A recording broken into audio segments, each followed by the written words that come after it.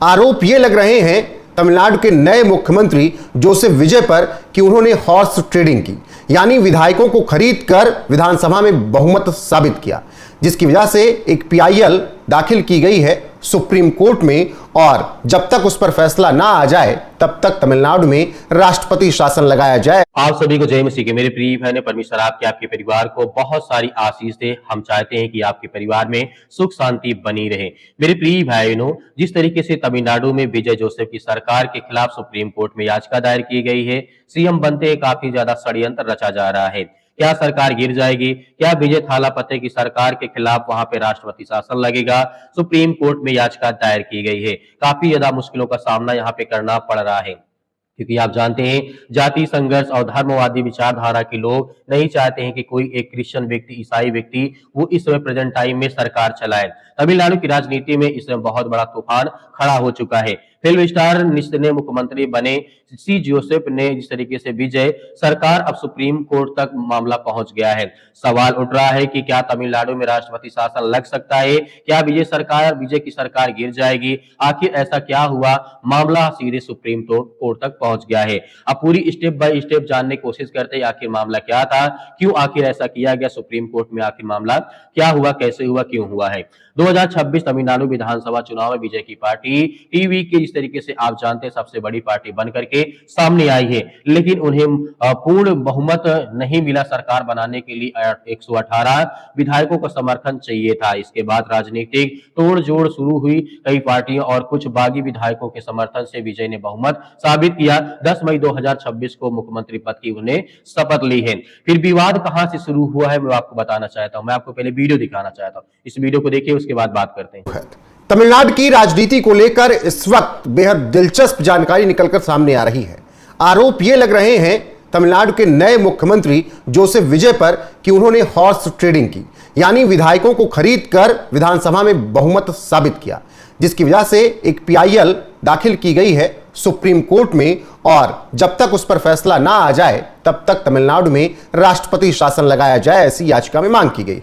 मेरे साथ इस वक्त वरिष्ठ पत्रकार पंकज प्रसून है, उनसे तमिलनाडु के इस राजनीतिक माहौल पर चर्चा करेंगे। पंकज जी, जो आरोप लग रहे हैं उन आरोपों में कितनी सच्चाई कितनी नहीं, लेकिन 108 सीटें लाने वाले विजय थालापति ने बहुमत साबित करने के लिए क्या कुछ जुगाड़ लगाया होगा, आपको कुछ समझ में आ रहा? देखिए, मदुरई निवासी एक एनएन रमेश हैं, उन्होंने याचिका दायर किया है। उनका कहना है कि विजय थालापति को बहुमत नहीं था और उनकी याचिका के अनुसार कि सौदेबाजी हुई है, और खास करके बहुमत साबित करने के दिन को लेकर उन्होंने कहा कि उसकी एक जांच करा लेनी चाहिए, क्योंकि जिन विधायकों ने समर्थन दिया है, एक बार उनके सिर्फ फोन की जांच हो जाए तो बहुत कुछ सामने चला आएगा। ये उनका कहना है। और उन्होंने सीबीआई को इसमें पार्टी बनाया है, और साथ ही ये भी कहा है कि जब तक ये जांच पूरी नहीं होती तब तक फिलहाल तमिलनाडु में राष्ट्रपति शासन लगाकर रखिए। जिस तरीके से आपने वीडियो देखा है, तो यहाँ पर जो बातें अभी आपको समझ में आखिर विवाद कहां से शुरू होता है। अब आरोप लगाया जा रहा है कि सरकार बनने के दौरान यहाँ पर ट्रेंडिंग, मतलब यानी विधायकों की खरीद फरोख्त की गई है। यहाँ पर आरोप लगाया जा रहा है विजय थाला के ऊपर। यहाँ पर कुछ नेताओं और सामाजिक कार्यकर्ताओं ने दावा किया है कि विधायक पर दबाव डाला गया है और पैसों और पदों पर लालच दिया गया और लोकतंत्र के खिलाफ काम हुआ है। यहाँ पर आरोप सुप्रीम कोर्ट में लगाया गया है। इसी आरोप को लेकर के सुप्रीम कोर्ट में एक पीआईएल यानी जनहित याचिका दायर की गई है। सुप्रीम कोर्ट में क्या मांग की गई है ये मैं आपको बताना चाहता। सुप्रीम कोर्ट में ये मांग की गई है, याचिका में 3 बड़ी मांगे रखी गई हैं। पूरे मामले को सीबीआई के हाथ में सौंप दिया जाए, यानी जांच हो, कथित तौर पर इस तरीके से जो खरीद फरोख्त हुई है उसकी जांच हो, जांच पूरी होने तक तमिलनाडु में राष्ट्रपति शासन लगाया जाए। ये 3 इंपोर्टेंट यहाँ पर मांग की गई सुप्रीम कोर्ट में। याचिका में कहा गया है कि यदि लोकतांत्रिक तरीके सरकार बनी है तो यह संविधान के खिलाफ है, यहाँ पे बताया जाता है। क्या सच में सरकार गिर सकती है? अभी तुरंत सरकार गिरना आसान नहीं है, क्योंकि विजय सरकार विधानसभा में बहुमत साबित कर चुके हैं राज्यपाल के सामने। केवल आरोप लगने सरकार नहीं गिरती है। सुप्रीम कोर्ट पहले सबूत और जांच की रिपोर्ट देखेगा, तभी उसके बाद कुछ फैसला हो सकता है। अगर कोर्ट को गंभीर गड़बड़ी सबूत मिलते हैं तभी आगे बड़ा कुछ फैसला हो सकता है। राष्ट्रपति शासन कब लागू होता है वो आपको बताना चाहता हूं। भारत में इस तरीके से राष्ट्रपति शासन कब लगाया जा सकता है? जब राज्य सरकार संविधान के अनुसार काम न करे, बहुत बहुमत खो दे या कानून व्यवस्था पूरी तरह बिगड़ जाए। तमिलनाडु में शरीफ पहले भी राष्ट्रपति शासन लग चुका है, लेकिन यह बहुत बड़ा संवैधानिक फैसला होता है और माना जाता है।